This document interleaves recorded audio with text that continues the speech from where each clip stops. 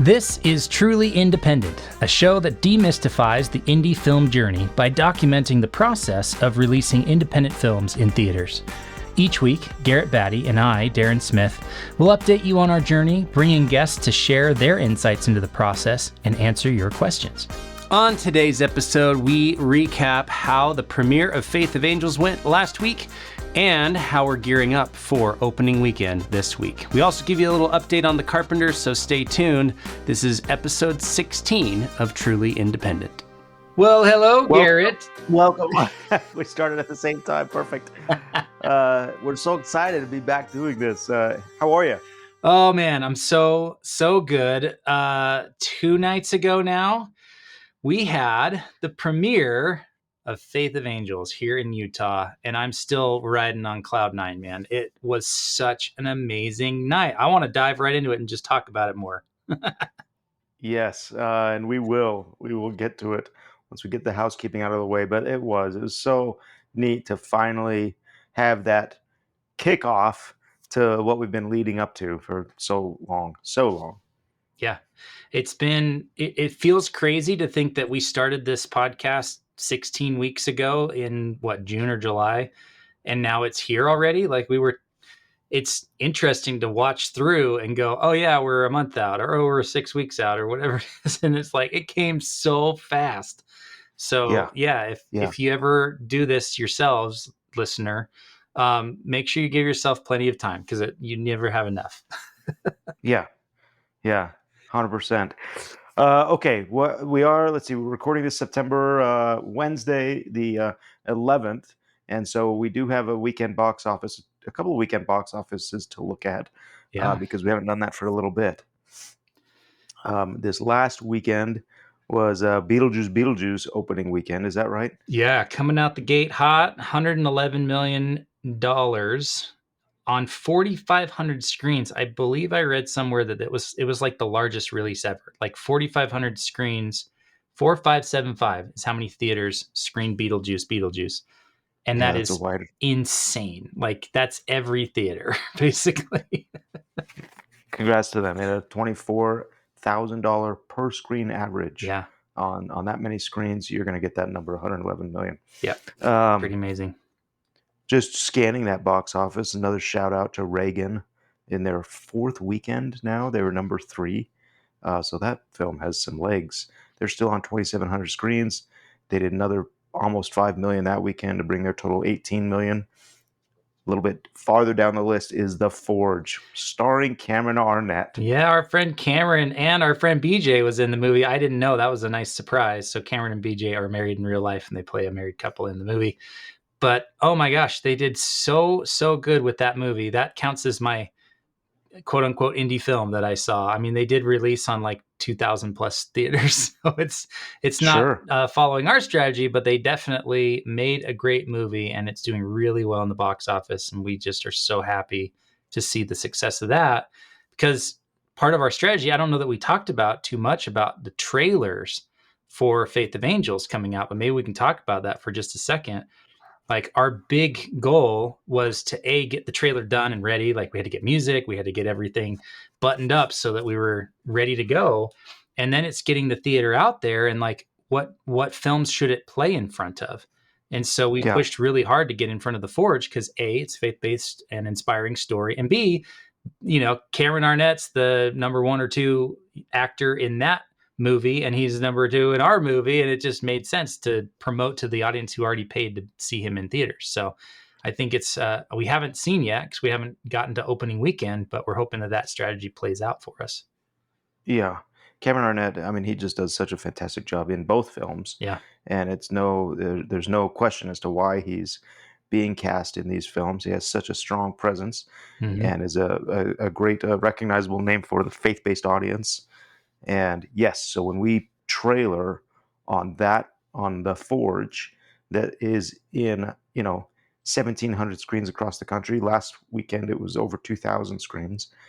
And it's doing very well. It's in its 3rd weekend, still in the top 10 movies in the country, and we are trailering on that. That's a good way to create awareness. We're also trailering on Reagan, which is again the number 3. And the tie-in there is that John Michael Finley, who's in Faith of Angels, was his last movie was with Dennis Quaid. Mm-hmm. I Can Only Imagine. And so there's talk about, like, we've talked on our podcast about building an audience and creating an awareness. And we say, okay, the audience for Reagan, a large percentage of them will most likely will have seen John Michael Finley's work before. So there's already this audience and awareness. Yeah. And that's a key decision as to why we chose those films to trailer on. One, really, you got to consider those almost tender mercies, right? Because we couldn't plan a year ago, that The Forge would come out. I didn't know about The Forge when we were filming with Cameron. I didn't know about Reagan when we were filming with John. That wasn't part of our strategy. So that's just like, wow, this is amazing that these two things are happening and we're able to go in front of those movies. Because we're not gonna trailer on Alien, Romulus, or Deadpool and Wolverine. Like, that's not our audience for this movie. And so the fact that we've got two movies that are kind of in the same demographic is really, really beneficial. So I'm hoping that plays out well for us this week. Yeah, yeah. We'll see. And we should clarify also, Darren, for our audience, it's not like we get to decide.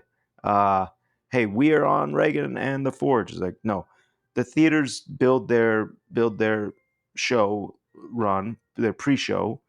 But we, Purdy Distribution, our distributor, sends out requests and says, "Here's Faith of Angels. We would request that you would consider it for these movies."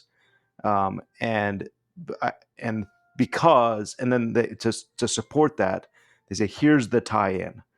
Cameron Arnett is in both films, or John Michael Finley has an audience built who's going to be seeing Reagan." So yes, we're very grateful that theater owners and bookers are saying, "Yeah, that makes sense. Let's do it."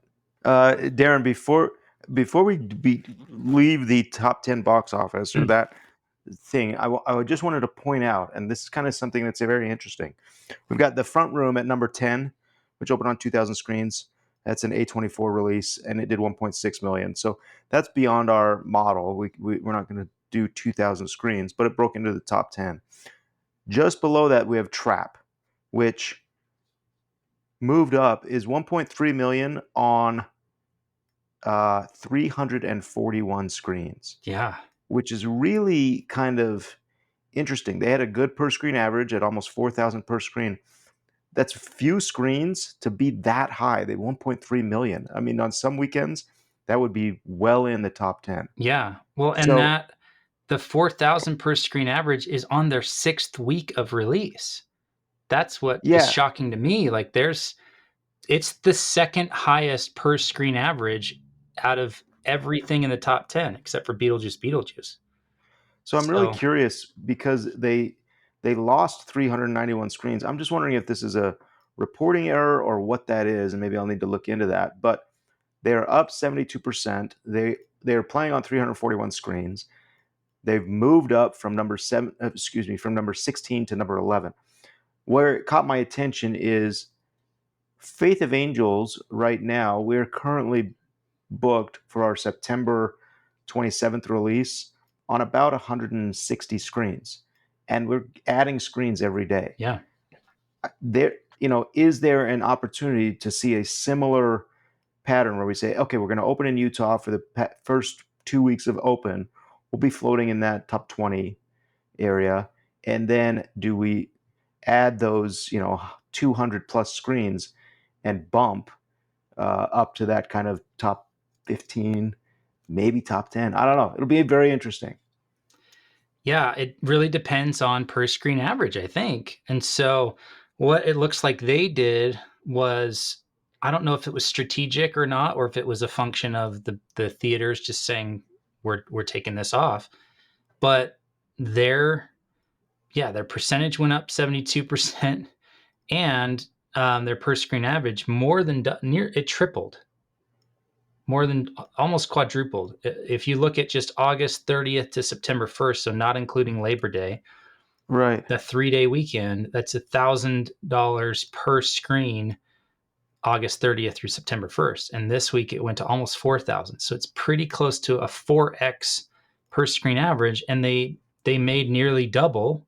So plus 72% more this week than last week. Last weekend they made $778,000. This weekend they made $1.3 million. So I think what happened there is it's strong word of mouth. Like, it's a decent movie and people are talking about it. And I've seen a lot of social shares around the interviews and around the director, and it's getting good buzz. And Yeah, so I think that's how you do it, right? Like, if you're granted, they opened on 3,000 screens, dropped to 2,500, dropped to 1,600. They're dropping screens pretty rapidly, but they're holding really strong for the last 3 weeks. it's Uh, really interesting to watch that. yeah, because I've seen, if you look at any movie, it's pretty typical to drop 30 to 60% week over week as far as your box Right, office take.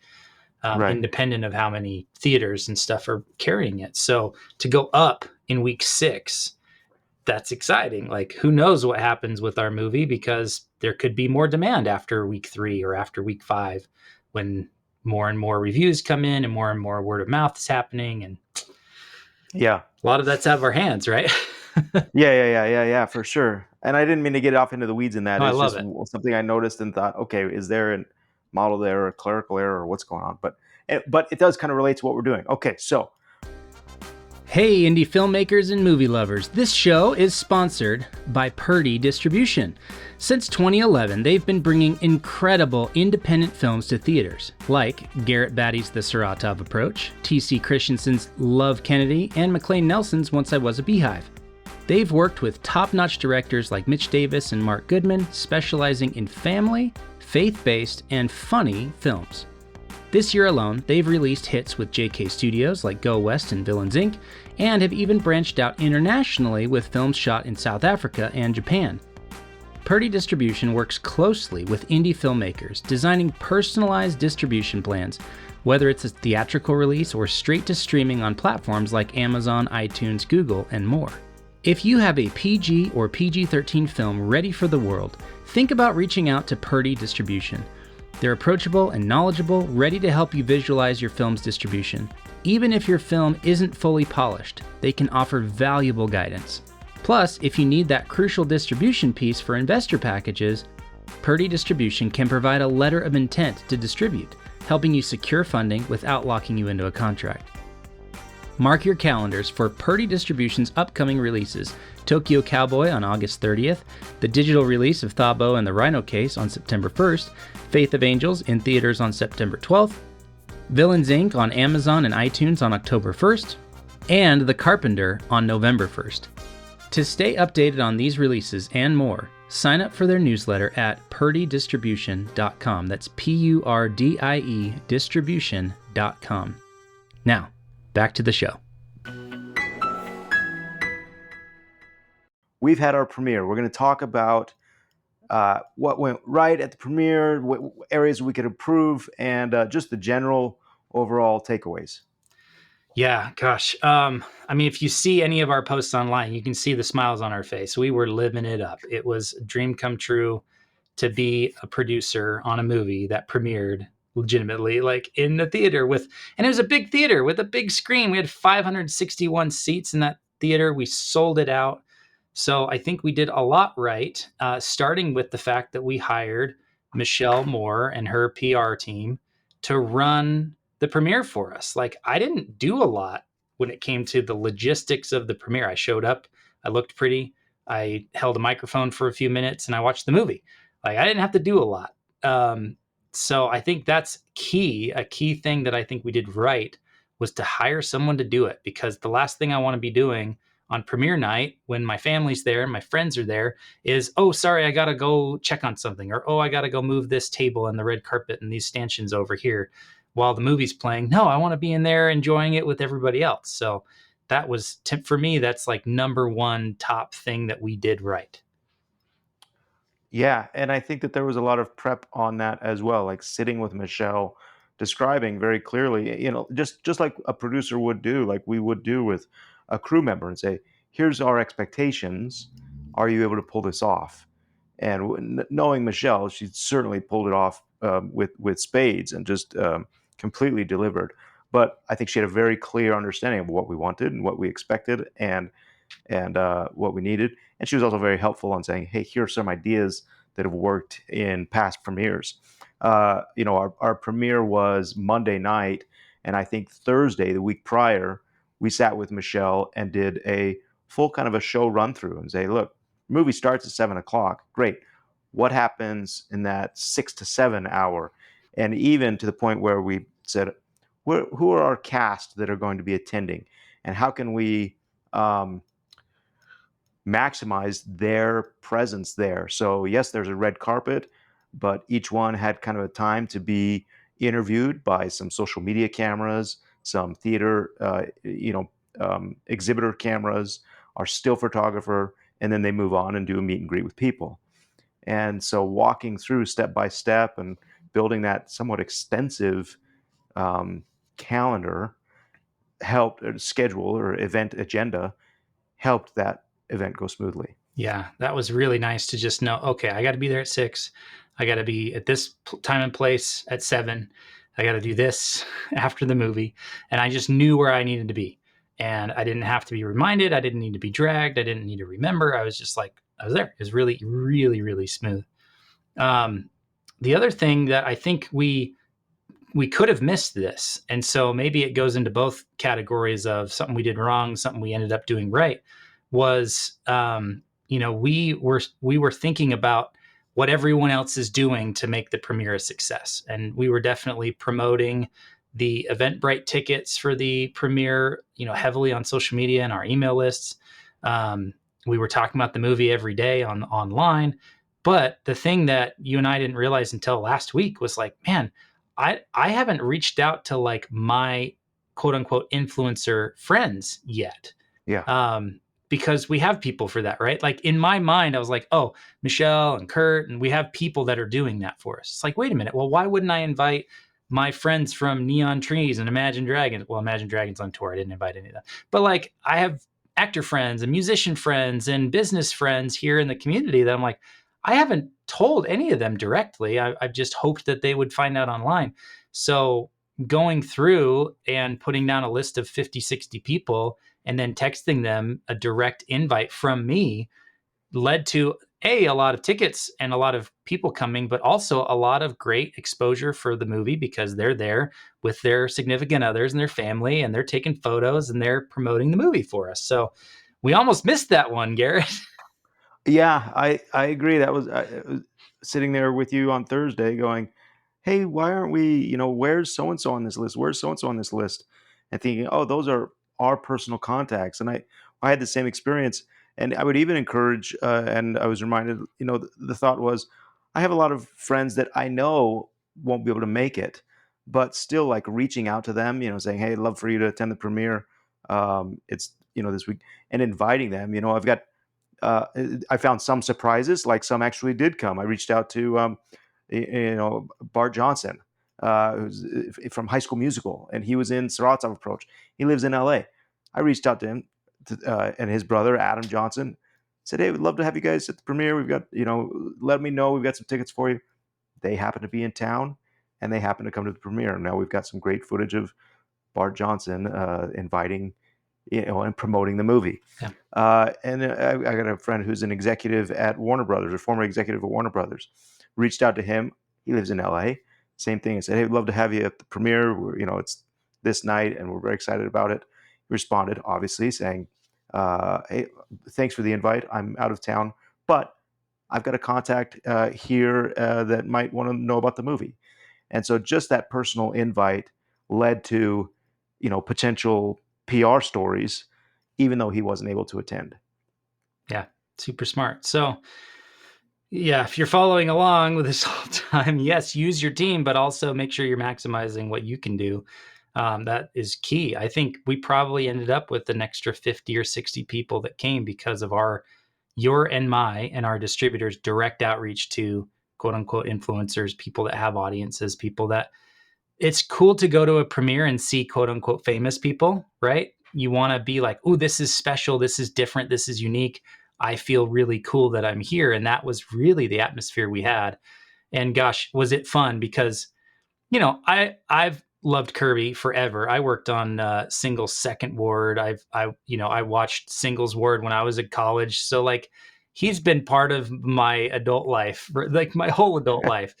And so to work with Kirby was a dream, but then to be able to, as a producer and a friend of Kirby's, say, hey, can you come over here real quick? I just want to introduce you to my bishop or my friend from, 20 years ago who's liked you for a long time. Like I was able to do that, which made it special for me, special for my friends and family. And like just the fact that that's part of the experience was so fun that it's not just Kirby's here. It's like, oh, we know the guy that knows Kirby, and that's so cool because now we're cool too. Well, yeah, I mean, yeah, that's it. It is fun to see those actors, Kirby and John Michael Finley and Jason Wade and Charlotte Hemmings, and so these actors who have done this so many times before. Really, that's part of their skill set. Like they know how to.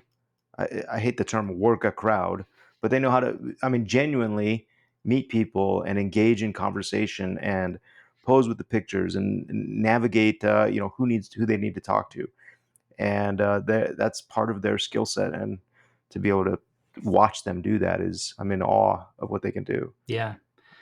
I would quickly put that into the category of what we did well was we casted really great people, not just talented actors, but really genuinely nice, friendly, humble, grateful people. And we never once, I haven't heard about anything at least, like had any issues or had anybody go, well, I need special treatment or I need this certain kind of water or green M&Ms in the green room. Like they were all just there to support the movie and we all got to celebrate it together. It was so, so cool to have such a great group there. Yeah, I agree. Darren, so for the event then, so as a filmmaker, we say, okay, I got a premiere and I booked the theater. Okay, now I'm going through if we're taking notes and doing, learning from what we've learned. And I'll say this preemptively because we've got a number of different events coming up in October for The Carpenter, which opens in theaters across the country November 1st. So now, I mean, we're almost like ready to now focus and turn all of our efforts onto The Carpenter, but it is going to benefit from what we've learned here. So in addition to going over the show notes and say, hey, at 6, movie starts at 7, what did we do or what did Michelle arrange that worked? Like once that movie started and then after, how we're maximizing this event of 500 people gathered to see a movie. Yeah, for run of show specifically, Michelle had a team of like 6 people that were helping move things around while we were watching the film. So we started in one area of the theater right by the entrance, and that's where kind of our red carpet camera interview setup was, really for the actors and to get interviews, to get all of those sound bites and pictures there. And then the movie started and their whole team moved everything from the front to just outside the theater. And part of it is just her understanding just outside the auditorium. Yeah, the auditorium. Sorry. You're good. Part of it's her understanding of the people that work there because she's done events there before, understanding the flow, understanding like what's right and wrong to do or to expect so that we're not taking over the whole theater and causing an issue for everyone that's there to see other movies. It was really, really well done. So they moved everything over and then we had this great long line of, it felt like everybody who was at the theater went through the picture line to take pictures with the actors and get signed posters. So having a team, key. Yeah. And I think that just the logistics of managing that crowd, we knew that, look, there is going to be, at the end of a premiere, you've got 500 people there. A number of those audience members are going to want to stay to meet the people, meet the cast. That's why they show up. And so Michelle and her team logistically figured that out and said, look, we'll have the photo wall. We'll have the 2 or 3 leads from the film at the photo wall. Well, and then the additional cast was seated at tables. She had about 8 places set, and they were signing posters. Now, if I'm an audience member, I want everybody's signature on that poster. And so the 2 that were on the photo wall, she had, when they arrived early, they pre-signed the posters so that whoever's going through that line to have their poster signed already had a poster with the 2 leads' signatures. And it's just like little details like that. Another thing that I think we learned and was wise is, and don't want to sit here and pat ourselves on the back, because these have been, these are learned things. And with a premiere, you've seen the step and repeat that they have. And so in every photo, you get like the studio logo or the name of the film behind whatever it is. And it's usually this 16-foot or 24-foot step and repeat. We're an independent film. So our step and repeat was 10 feet, which still acted as a great backdrop. But we also said, look, we need the movie to be promoted in every photo. So our step and repeat, rather than just studio logos, we essentially did a billboard and made it a 8 foot by 10 foot billboard. So every photo has some sort of like recognizable imagery from the film in it. And it just so happened that high up, about 6 to 7 feet up on that step and repeat, that billboard step and repeat, it says, based on a miraculous true story. And so you're getting all of the social media photos, or our professional, we had a professional photographer there taking, and they might be standing in front of, the main body of the photograph, but you always get some sort of branding for the movie. And it's been fun to see that on social media. Yeah, it's got in theaters now, Miraculous True Story. You've got John and Cameron Big Head right behind the people. Like whatever angle people were taking the photos at, it worked really well. And I think that was the right call, because if it had Purdy Distribution and Kappa Studios and Heartstrings, like we love those companies and the people we get to work with on this movie, that doesn't mean anything necessarily for a social media audience. So yes, I think that was a really smart decision on your part to say, this isn't a step and repeat, it's a billboard. Treat it like that. And then they redesigned it perfectly. Well, and that was kind of a group decision. But what's nice is that when we left, guess what's still there is our step and repeat, but it's acting as a billboard now, and it's right next to like the Deadpool big cardboard cutouts. There's our Faith of Angels 10-foot billboard sitting in the lobby of the theater. Yeah, makes it feel like a much bigger movie. Because it's a bigger poster than Deadpool and Wolverine, and people are going to go, what's this movie? I got to check that out. So yeah, it all works in our benefit. I think another smart thing is to realize that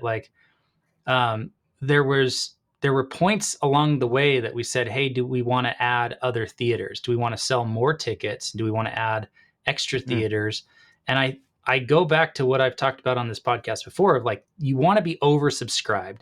It would have been really sad if we had a full theater with 560 people and then a second theater with 30 people out of a room that holds 200 or something. That wouldn't have been a great experience for them. They wouldn't have been in the same room as the cast and crew and the people who this story was about. So I think it was really important to limit and say, no, we're going to be all in the same room. It's a big theater. We're going to have a lot of people there, but we're not going to oversell this thing, because that's not the right experience. That's not the experience we want people to have. And I've definitely been to premieres where they had 2-3 theaters going at the same time. And if you're not in the cool room, then you feel like left out. And that's not a great experience at a premiere. So I think we did that right as well. Yeah, that's a good note. I've seen that work in some cases where, yes, you've got 2 or 3 theaters, and there is usually the main theater that's kind of the kickoff, and you've got everybody in there. And it's worked when they've staggered that. So we say, look, this theater starts at 7 and everybody gets seated, and then there's that 10-minute intro, which I want to get into what that is. And then after you give the intro to the film, movie starts, and then those that were giving that intro move to the next auditorium, and they start at 7:15. So it's a little bit of a staggered thing, and it works because auditorium B still gets that invite and that presence. You do have to make sure that there's still some I don't want to say status, but influencer or celebrity in auditorium B and whatever it is C, to make sure that if I'm just a regular moviegoer and I bought a ticket to the premiere, that I still get to feel like I'm not missing out. But yeah, I mean, we opted to just go one big theater, and I think it worked out. Kurt, our social media influencer, reached out to me after the premiere and suggested that. He said, now that I've seen kind of this cycle, he goes, I wonder if our social media influencer screening should have been in conjunction with the night of the premiere and just done a second auditorium because of the like atmosphere that comes with a red carpet and things like that. That will make for good social media promotions. Yeah. And I thought that was an interesting observation on Kurt. Yeah, I mean, you and I have 50 or 100 people that we know, and half of them responded, and half of those said, yes, I'll be there, and came, right? So out of 150 people we messaged, maybe 30 to 50 showed up. If we are an influencer marketing agency and we can reach 5,000 influencers in Utah, then yeah, sure, have multiple screenings and do all that stuff. But again, it just goes back to the importance of having an audience. Like, the reality of this is we sold out the last tickets the day of the premiere, which was awesome to be able to say we sold it out. But it's not like they sold out the day we announced it, because you and I don't have the kind of audience where we can say we have 500 tickets and there's so much demand that we could sell it out in 24 hours or 5 minutes. That's what we want to get to. Yeah. But that's not this movie, right? I think Carpenter is going to have a different plan because it's not a Utah-based movie. We didn't film it here. It's not starring anyone in Utah. And so trying to replicate the exact same strategy at Megaplex in Thanksgiving Point, Lehi, Utah, I don't think you're going to have the same amount of people show up because they go, well, I don't have any connection to this movie except for Darren and Garrett.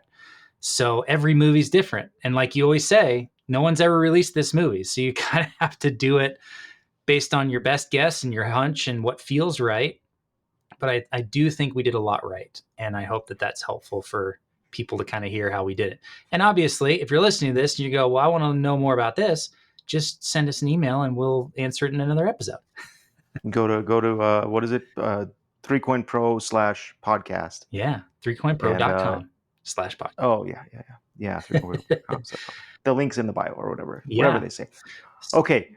Then there's the 10 minutes of, hey, it's 7:00. We're ready to start the show. Everybody's in the auditorium. The audience has been seated. And what do we do there? What are the kind of housekeeping, or how does that work? Yeah. Well, I'd seen this done in another premiere or screening, and I really liked it because it was natural and it felt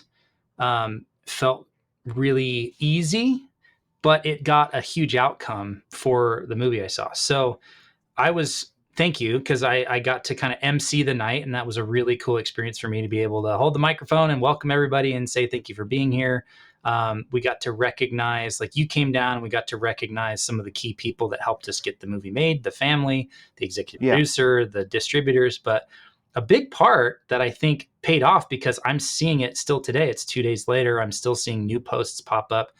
But one of the things was you had a graphic created that was on screen for the 10 minutes before the movie, 30 minutes before the movie, and during the Q&A after the movie, that had a QR code and it had a call to action, and it was the movie poster essentially. So we had everybody stand up and turn around and take a selfie with them, who they're here with, and the movie, the screen in the background. And all of a sudden we've got, some percentage of the 500 and something people that were there posted on Facebook, Instagram, wherever. And that's free marketing. And if you got influencers there, that's tens of thousands, maybe hundreds of thousands of people that are seeing our movie. And so it was a very strategic, we're going to ask you to take a photo and post it online. And we said, we're an indie movie. We need all the help we can get. And we appreciate you being here. And this is an opportunity for you to kind of show off how good you look and the fact that you got invited. And that's cool for you. And those are things that people like sharing online. And so it was mutually beneficial. And it really, I think, served the movie well to say, it's okay to take a photo and post it online. We actually really want you to do that. So with that, and I think that background is important. It's not, and it's more than just a movie poster. It has those social tags on it, a little bit of a call to action, and then additionally we have a QR code on that as well. So as people are taking a picture, they can scan the QR code. It takes them to the website, or as they're posting it, boom, there pops up that QR code, and people can continue to scan that. You did a great job, Darren. It's important, I think, at a premiere they're there for the movie. They're there to see the celebrities.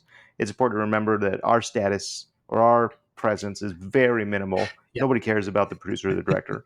And so you took on the role as an MC and to do the housekeeping. Hey, thank you for being here. Turn off your phones after you take a picture, and you did that in a very entertain. You have a great MC presence, and then you invited me to talk about just some of the key individuals, pertaining to the film. Recognize the cast and the crew, and the real life uh, people on whom the story is based, and then the executive producer Wayne Ball and others who were influential in making the film. We tried to keep that very brief and not make a big ordeal out of it, and then get to the film. Yeah. After that is a Q&A. Same thing, Darren. Q&A, you came down, you emceed, you had prepared 2 or 3 questions, and then opened it up to the audience for 2 or 3 questions. But again, it's about, you know, it's awkward because it's a captive audience. It's not awkward, but you have to be sensitive. You've got a captive audience of 500 people. There's this desire to tell all the stories, and talk about what a great experience it was, and like that. A lot of those people, they just want to get the poster and they want to feel the movie, experience the movie, but they don't want to be stuck sitting down. So you did a great job of a few questions afterwards and reminding them, take your photos and please come out to the lobby. And then you can ask all sorts of questions and talk and get your pictures and posters. And it made it a really, I think, streamlined event. Yeah. I think it worked out really well. We owe a lot to Michelle because she was the one who kind of gave us the run of show and said, this is how much time you have, and this is where people need to go, and this is how you're going to do it. And one thing that I did want to call out, because I'm really proud that this happened, but I'm also, it just goes to show the kind of movie we made and the kind of audience that this is for. Like at the end of the movie, we did get a standing ovation, which was very, very cool. We had the home team advantage. We're playing in Lehigh, Utah, where our audience is. We had the cast and crew there, so we kind of expected or hoped that would happen. But the thing that had not happened before at prior screenings was people turned and found John Skinner in the audience and applauded him. That I will always forever remember that moment and how powerful that was. Credits rolled, lights came up. Grateful for that applause. That's wonderful. And then you're right, Darren. It was this collective turn of like, thank you, movie. That's cute. And then boom, it was like, there's John Skinner. John and Christine, his wife, yes, were standing there weeping, like tears in their eyes. And that applause went on for at length. Yeah. It was powerful. It was potent. And it was really, as a filmmaker, why we do this. Like, that's why we want this movie in theaters. Nobody's going to be doing that in their living room. And John and Josh and the Dennis family and the Skinners earned every second of that lengthy applause. It was awesome. Yeah.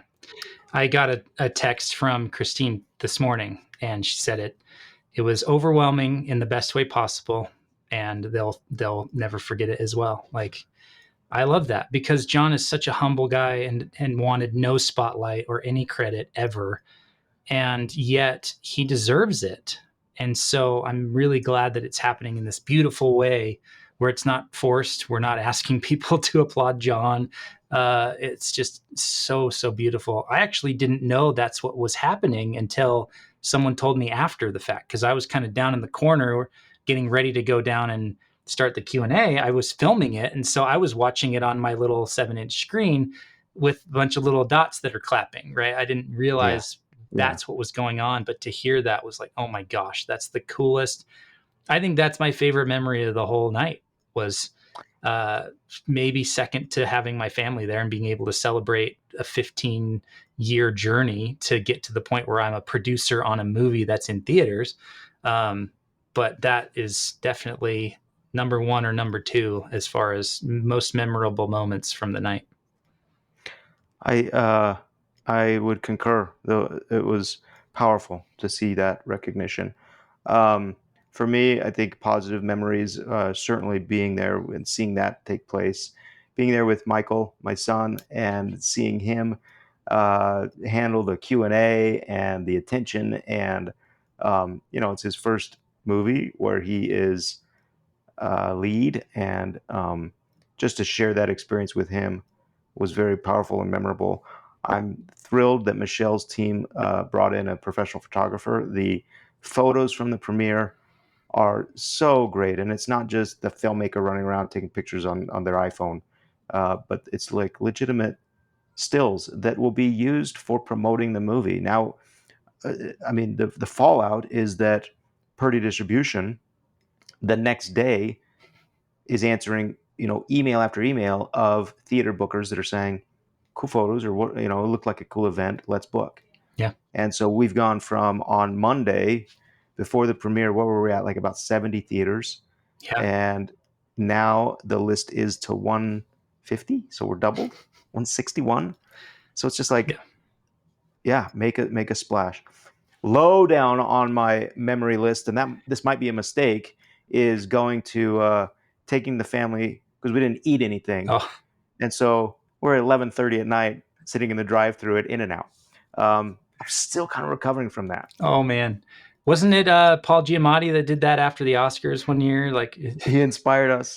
We were all like dressed in our suits and tuxes, and my wife's in her dress, and we're in the drive-thru at In-N-Out, and the guy goes, "What are you guys dressed up for?"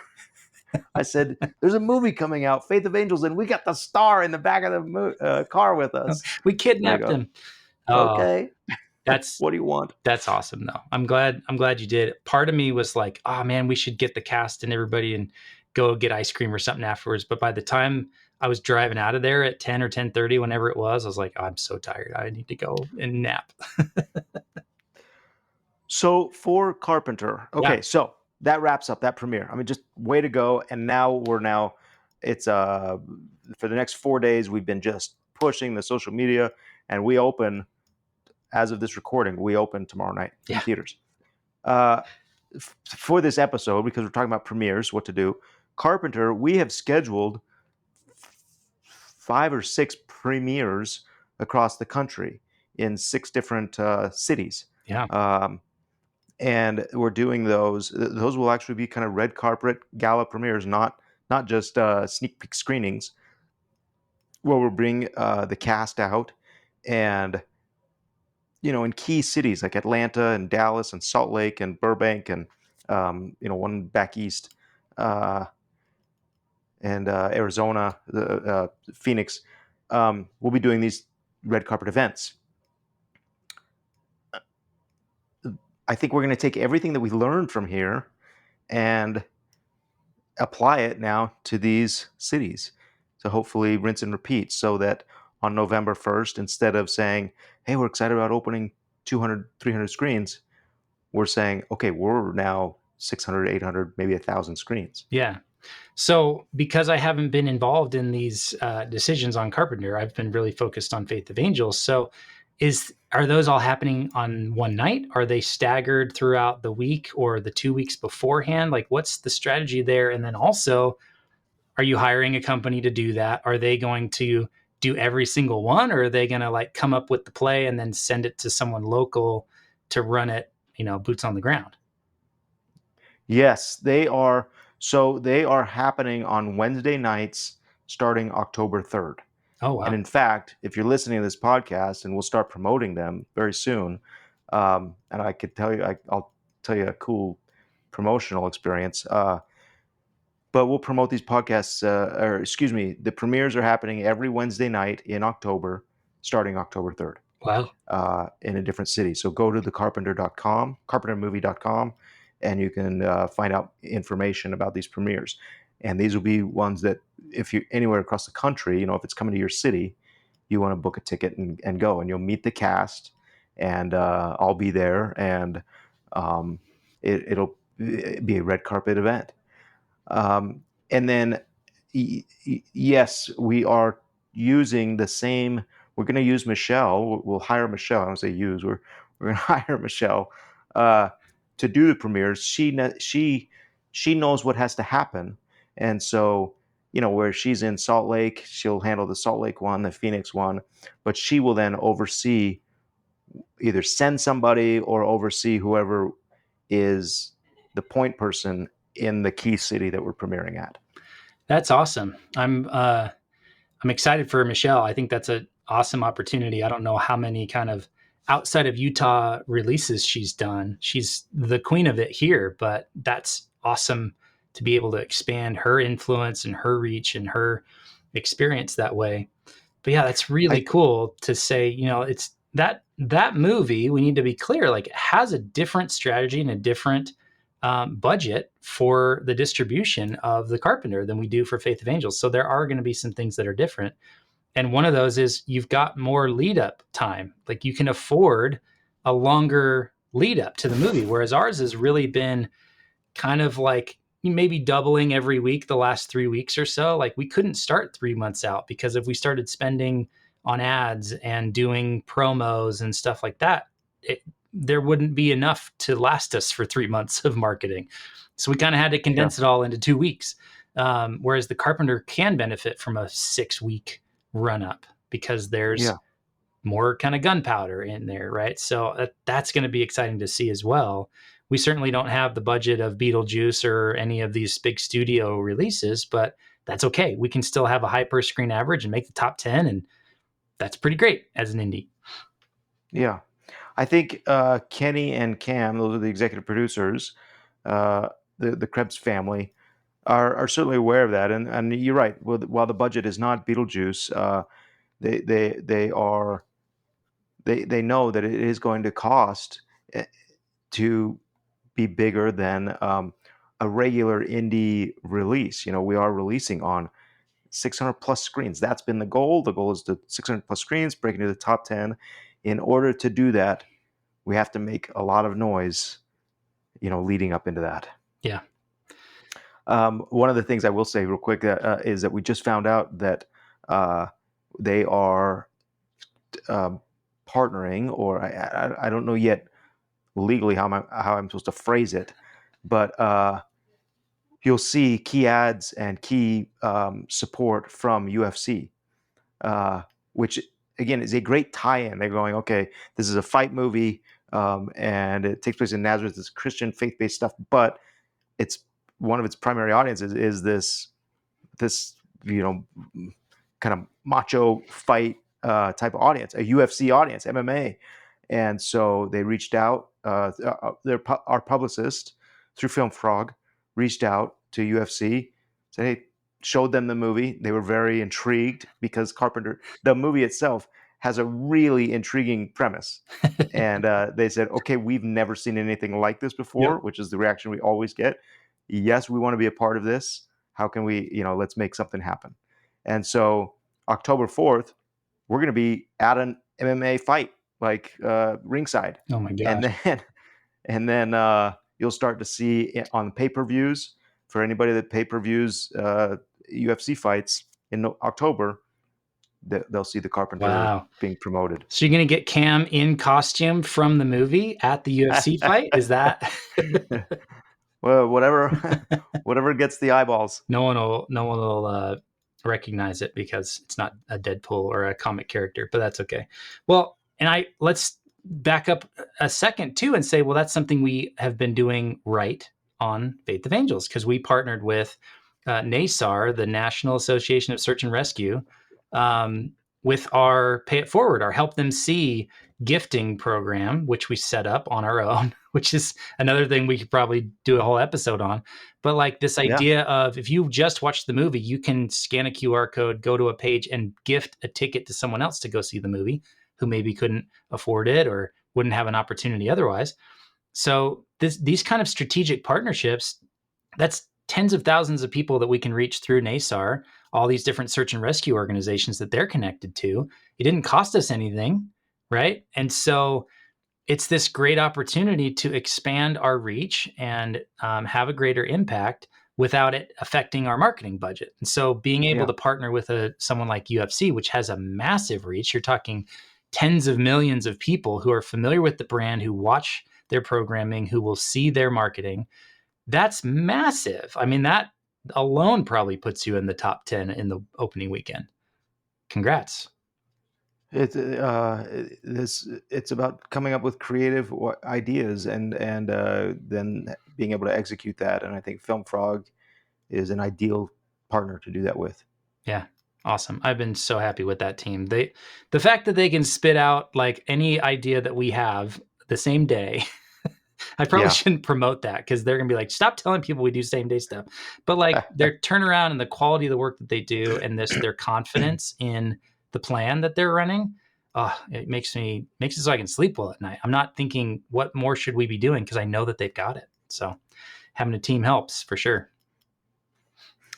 Darren, what a great podcast, great information. What's our wrap up? I know we're according to Alan, we're not supposed to say in conclusion. Well, as we end today, no, I've said this 2 or 3 times in the last few days because everybody's like, you must be tired, you must be worn out, you must be exhausted. I'm like, yeah, I'm getting there. I do make sure that I sleep every night because I want to be available to work the next day. If I stayed up till 2 a.m. every night, I'd burn out. But at some point, I feel attacked right there. I know, sorry. At some point, whether it's this weekend or 2 weeks from now, when it's got the wider release, it's kind of in God's hands. It's kind of out of our hands, and it becomes the audience. What's their response to it?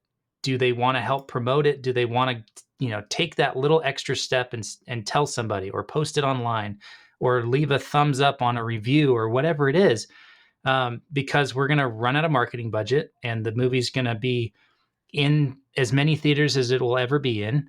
And at that point, it's really out of our hands. We can't manufacture more box office or more reach or more people seeing it from our computers in Utah. And so I'm not sad about that, but like, I want to do as much as I can right now so that that's as successful as it possibly can be.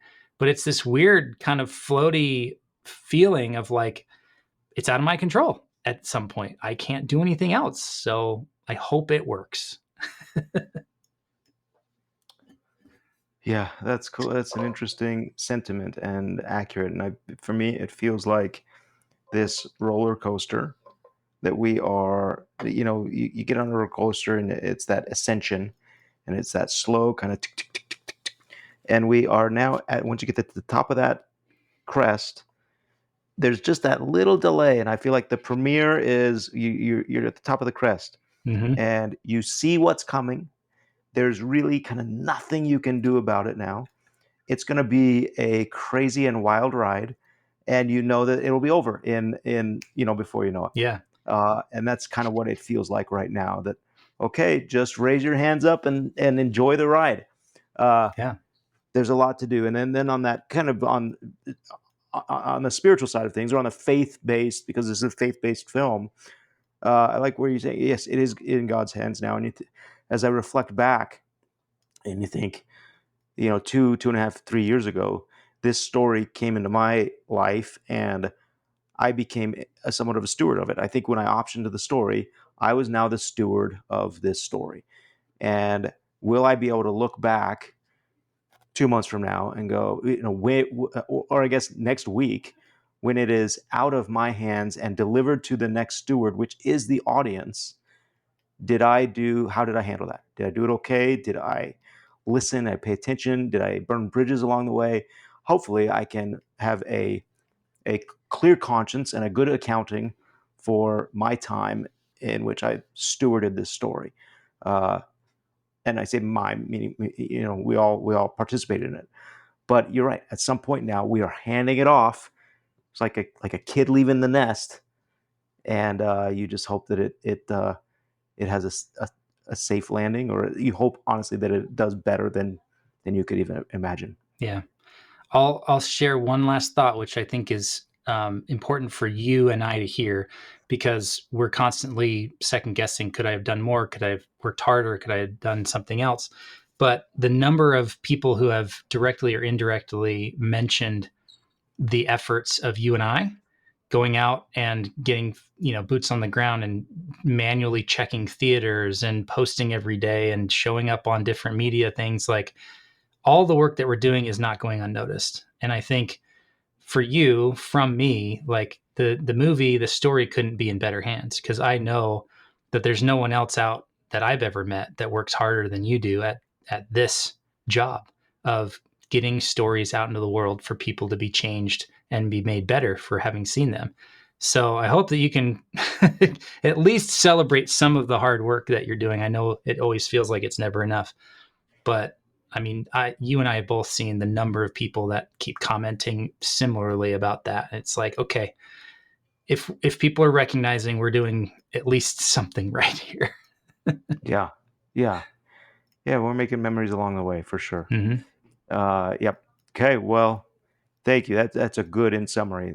Thank you for that. And that, yeah, we want. The movie is going to do what it needs to do, and it's almost out of our hands. And yeah, we'll finish strong. Yeah. So if you're listening to this and you have not yet gone to see Faith of Angels opening weekend, it will be in theaters near you soon if you're in the United States.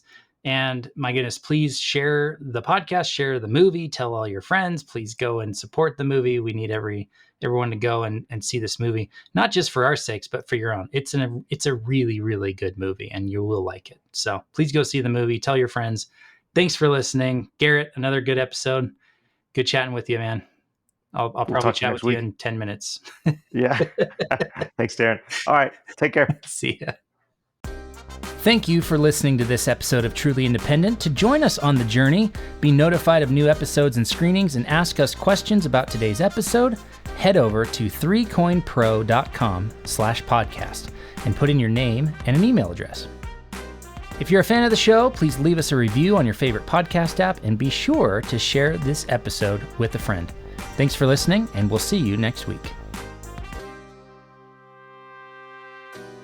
Our intro and outro music is Election Time by Kjartan Abel.